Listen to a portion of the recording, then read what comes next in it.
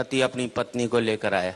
इसलिए नहीं लाया कि उसे प्यार करता है, इसलिए लाया कि खुद तो अपनी लुगाई को कुछ कह नहीं पाता, मुझसे कहलवाना चाहता है। भाई मर्द के बच्चों तो खुद बोलो अपनी लुगाई को, वहां सबकी टैं बोल जाएगी।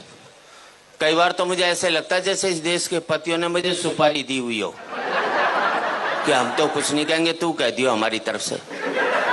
या देखा जाए तो इस देश के पतियों का मैं अम्बेडकर हूँ।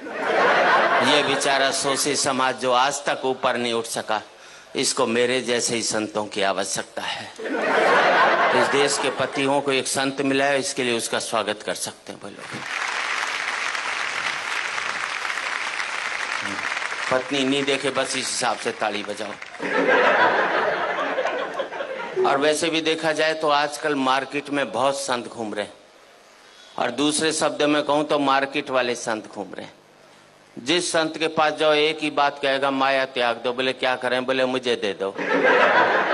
हर एक चाहता है वो तो करोड़पति बन जाए और आप बाबा जी बन जाओ। लेकिन मैं इतना ही कहना चाहता हूं, अभी मैं अमेरिका गया, मैंने वहां देखा पति पत्नी बहुत प्यार करते हैं। सड़क पर चलते चलते प्यार कर लेंगे, ट्रेन में बैठे बैठे प्यार कर लेंगे।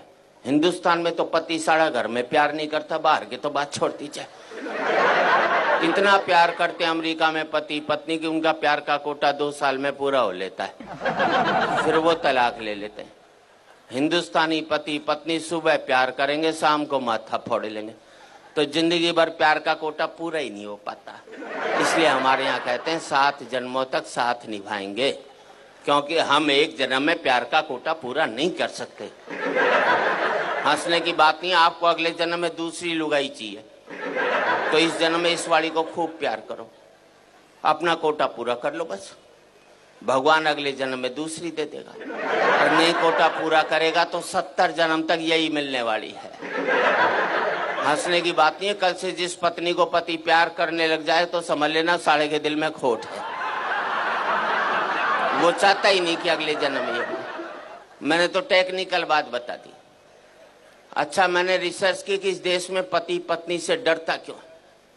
हमें जितनी भी ताकतें मिलती हैं सब औरतों से मिलती हैं। पैसा चाहिए लक्ष्मी जी के पास जाओ, बुद्धि चाहिए सरस्वती जी के पास जाओ, ताकत चाहिए दुर्गा जी के पास जाओ, आदमी के पास छोड़ा क्या? मेरे समझ में नहीं आया। हमारे शंकर भगवान विष्णु भगवान बिल्कुल खाली बैठे, एक पावर नहीं दोनों के पास में, जिसे कहते हैं ना मिनिस्टर विदाउट पोर्टफोलियो। इसलिए एक जाकर बेचारा पहाड़ पर बैठ गया, और कपड़े भी कितने दिए पहनने को, देखो इसे, गले में सांप और डाल दिया। थोड़ी कसर बची थी तो जटा से गंगा और निकलवा दी ठंड के अंदर। पीने को मांगा तो विष पिला दिया। ऐसे में आदमी तांडव नहीं करेगा तो क्या बांसुरी बजाएगा भाई? सीधी सी दूसरे को शेषनाग पर लिटा दिया, वो भी समुन्द्र में दूर दूर तक पीने का पानी भी नसीब नहीं हो सकता। अच्छा, दोनों बेचारे आपस में रोना भी नहीं रो सकते कि एक पहाड़ पर बैठा एक सागर में लेटा है, वरना दुखी पति आपस में बात करके मन हल्का कर लेते हैं। एक हमारी जान को आ गया करवा चौथ का व्रत, पता नहीं लुगाई कब तोड़ दे। इधर व्रत टूटा उधर पति साफ, क्योंकि पति की जिंदगी के लिए रखा जाता है। इस देश में 100 व्रत ऐसे हैं कि पत्नी नहीं रखे तो पति की सेहत खराब हो सकती। एक व्रतशाला ऐसा नहीं बनाया जो पति नहीं रखे तो लुगाई के जुकाम भी हो जाए। तो हम तो बल्ला भी नहीं निकाल सकते। अभी करवा चौथ को घराली बोली सोने का सेट दिला, मैंने कहा मैं तो नहीं दिलाता। बोले व्रत तोड़ू के? अंदर से रोटी ले आई, बोले ला रहा है कि अभी खाऊं? मैंने प्राण जाएंगे ले आया। विदेशों में करवा चौथ के व्रत होते नहीं, इसलिए वहां तलाक हो जाते। अभी मैंने ब्याह की 25वीं वर्षगांठ मनाई, अमेरिका में होता तो 25वीं लुगाई की मना रहा होता, करवा चौथ नहीं होता ना वहां। हमारे यहाँ पति पत्नी तो रेल की पटरी की तरह, मिलो मत साथ जरूर चलना पड़ेगा।